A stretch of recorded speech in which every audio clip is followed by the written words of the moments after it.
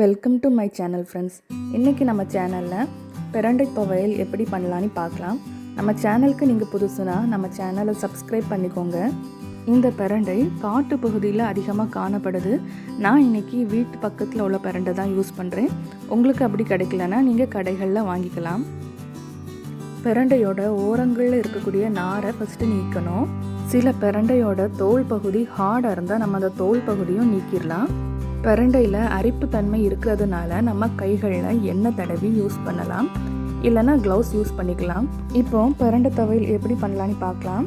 5லேருந்து 6 சின்ன உள்ளி எடுத்திருக்கேன். அதுக்கப்புறமா 1 டேபிள் ஸ்பூன் உருட்டுளுந்து எடுத்திருக்கேன். 2 பல்லு பூண்டு எடுத்திருக்கேன். ஒரு சின்ன நெல்லிக்காய் சைஸ் புளி எடுத்திருக்கேன். 2 வத்தல் எடுத்திருக்கேன்.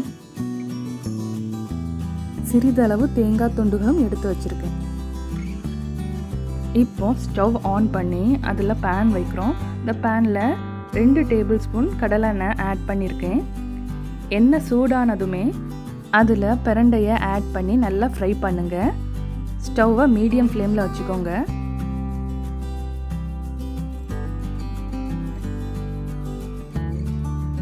பிரண்டை கலர் சேஞ்ச் ஆகிற வரைக்கும் ஃப்ரை பண்ணிக்கோங்க.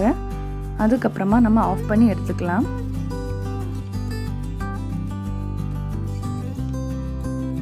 இப்போ அதே பேனில் 1 டேபிள் ஸ்பூன் எண்ணெயை ஆட் பண்ணிவிட்டு 2 பல் பூண்டு ஆட் பண்ணி ஃப்ரை பண்ணுறோம்.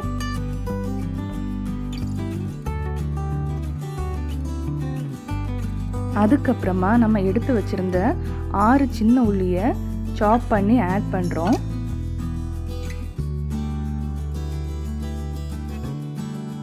நல்லா ஃப்ரை பண்ணிக்கோங்க.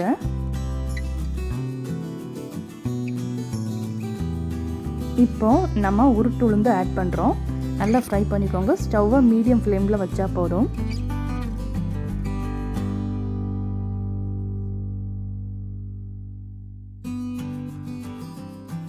ரெண்டு வத்தல் ஆட் பண்ணுறோம்.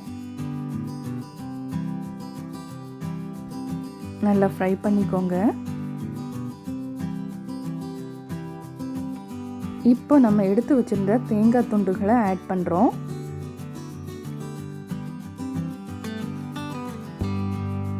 இது எல்லாமே கொஞ்சம் கலர் சேஞ்ச் ஆகிற வரைக்கும் ஃப்ரை பண்ணி வச்சுக்கோங்க.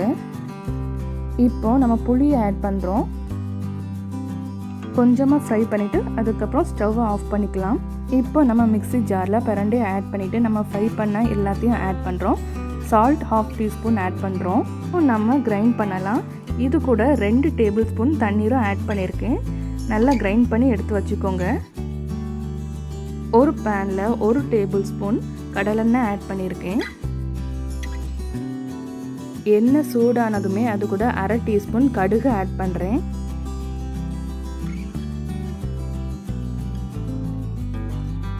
இதுக்கப்புறமா கொஞ்சம் கருவேப்பிலை ஆட் பண்ணுறேன்.